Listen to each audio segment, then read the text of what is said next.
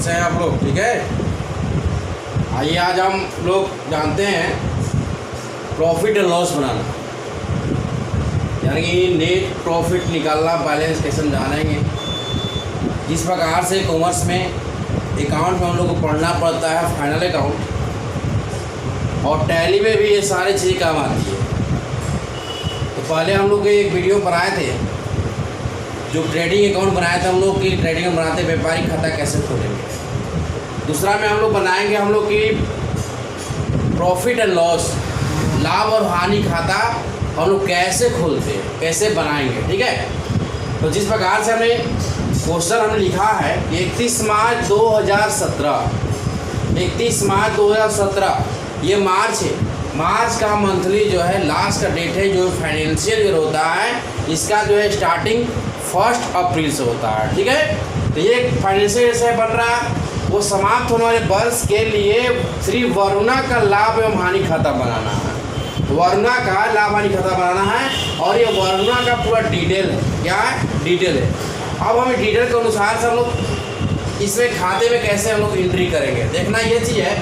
सबसे पहले हम लोग लिख लेंगे, हिंदी में लिखना है तो आप लाभ हानि खाता लिख सकते हैं, profit and loss account, profit and loss account. और यहाँ पे हम लोग डेट डाल देंगे, for the year ending date होगा 31/3/2017। और आगे बात, इसे particular to amount, particular amount, ये डेबिट और ये क्रेडिट। ये ध्यान है, एक चीज़ और बताना चाहते हैं, जो लोग टैली पे काम कर रहे हैं अगर उनको डालना होगा, ग्रुप के साथ डालना होगा, तो 2 साइड का ऊपर हेडलाइन इनडायरेक्ट एक्सपेंसेस होता है और 22 साइड का ग्रुप होता है, इनडायरेक्ट इनकम होता है। तो हम सबसे पहले चलते हैं हम लोग बनाते कैसे हैं। जिस प्रकार से हम आप लोगों सभी लोगों को एक रूल लिखवाए थे, जो प्रॉफिट एंड लॉस, पिछला बार हम लोग का ट्रेडिंग अकाउंट का रूल था, और ये हमारा है प्रॉफिट एंड लॉस अकाउंट। यहाँ profit and loss account for the year ending है। इस रूल के माध्यम से हम इसका एंट्री करेंगे। ठीक है।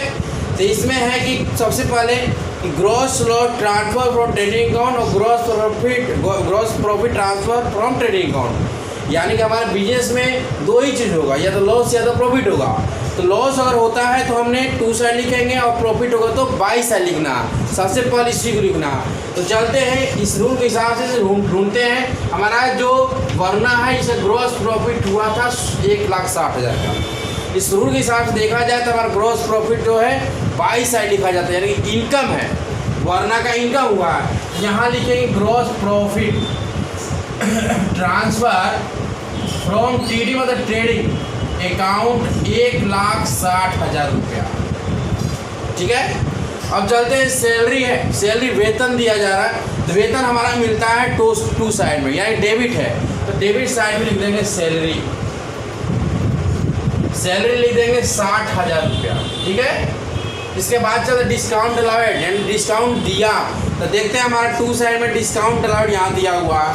अब यहाँ लिखेंगे to discount allowed, discount allowed 8,000 रुपया। ठीक है। 8,000 के बाद क्या करते हैं, डिस्काउंट रिसीव हो रहा है, रिसीव मतलब वो इनकम हो रहा है। ठीक है। वो इनकम अगर हो रहा है तो देखेंगे ये चीज़ की रिसीव हो रहा है तो इनकम 22 साइड लिखा जाता है। डिस्काउंट रिसीव हो, रेंट रिसीव हो, कमीशन रिसीव हो, ये सारे चीज़ें हमारा इनकम साइड लिखा जाता है। तो इधर लिखेंगे बाय डिस्काउंट रिसीव, इसमें लिखेंगे 5,000 रुपया। ठीक है। इसके बाद देखते हैं बाय डेट क्या है, बाय डेट देखते हैं। हमारा रूल के मुताबिक यहाँ पे बाय डेट दिया हुआ, तो 2 साइड में बाय डेट, जिसको कहते हैं बाय डेट, यानी डूबत रीड कहा जाता है। बाय डेट हमारा 2,000 हम लिख देंगे। रेंट रेट्स देखते हैं, हमारा रूल के मुताबिक जो है रेंट रेट्स हमारा इसमें दिया हुआ है, ढूंढेंगे इसमें कहाँ दिया, फर्स्ट में दिया हुआ है, यहाँ लिखेंगे टू रेंट एंड टैक्स, यानी कि 2,000 रुपया। ठीक है। इस प्रकार से उधर जाते हैं इंश्योरेंस, इंश्योरेंस भी हमारा बीमा खर्च होता है, इंश्योरेंस 2 साइड मिल रहा है 2500। आगे इंटरेस्ट ऑन इन्वेस्टमेंट, यहाँ देखते हैं इंटरेस्ट इन्वेस्ट हमारा 22 साइड मिल रही है, हमने बाई साइड में यहाँ लिखेंगे इंटरेस्ट ऑन इन्वेस्टमेंट्स, दिया जा रहा है 2000 रुपया, यानी विनियोग पर ब्याज। डिप्रेसिएशन हम देखते हैं रूल के मुताबिक हमारा डिप्रेसिएशन यहाँ मिल रही है। डिप्रेसिएशन मतलब होता है ह्रास, यानी किसी कम संपत्ति के मूल्य में कमी होना ह्रास कहलाता है। यहाँ लिखेंगे डिप्रेसिएशन, ये खर्च हो गया, तो डिप्रेसिएशन कितना होता है 1200। इसके बाद में चलते कमीशन डीआर कह रहा है, डीआर साइड ही लिखेंगे यहाँ पे। कमीशन डीआर लिखा है 1,60,000 रुपया, सॉरी कमीशन है 40,000। ये हम लोग एंट्री कर लिए, ठीक है। अब क्या करेंगे कि दोनों पक्षों को डेबिट और क्रेडिट हम एक जगह जोड़ेंगे, देखेंगे कि कंपनी को जो वरना का जो लाभ हानि खाता था उसको लाभ हुआ है कि हानि हुआ। हम पहले रफ कर लेते हैं यहाँ, जैसे बाई और टू, बाई साइड जोड़े 1,60,000 और 5 दूसरा 1,67,000, इधर का जोड़ते हैं 60 40 1 हो गया, 8 2 10 2 12 2 14 1 15,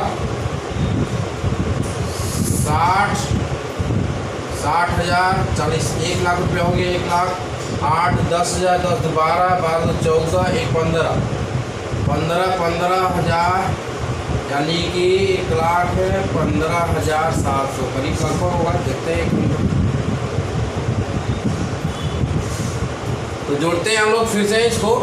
इधर का जोड़ते 60 और इधर तो 60 8 68 68 2 68 और 70 2 72 72 2 74 74 4 74 4 हो गया 78,000 और 79, यानी 79,700। कितना आया? 79,700 आ रहा है। हमको देखना ये चीज़ है कि ये इनकम का अमाउंट ज़्यादा है और ये जो हमारी एक्सपेंसेस जो हुई है उसका कम है। इनकम ज़्यादा है, खर्च कम हो गया, तो समझेंगे ये प्रॉफिट हो गया, सिंपल चीज़ है। तो जो ज़्यादा होता है उसी का अमाउंट यहाँ पे हम लोग लिख देते हैं। 1,67,000 यहाँ लिखेंगे, 1,67,000, इधर भी लिखना 1,67,000। अब इसे माइनस कर देंगे, तो माइनस करेंगे तो ये 300 आएगा, ये 9 8 17 7, ये 3 हो गया 6 9 7 16 और ये 8 हो 87,300, यानी 87,300 को प्रॉफिट हुआ। उसको लिखेंगे यहाँ पे नेट प्रॉफिट, क्या लिखना है?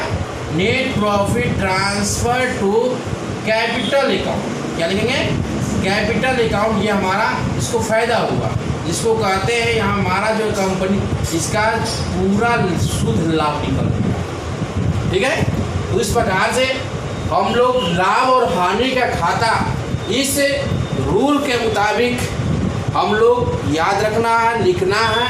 लिखने के बाद में कौन डेबिट होता है कौन क्रेडिट होता है, इस प्रकार से वही लिखने की गिनती करके हम प्रॉफिट और लॉस ज्ञात कर सकते हैं, ठीक है। तो धन्यवाद, अच्छा लगे शेयर कीजिए जरूर।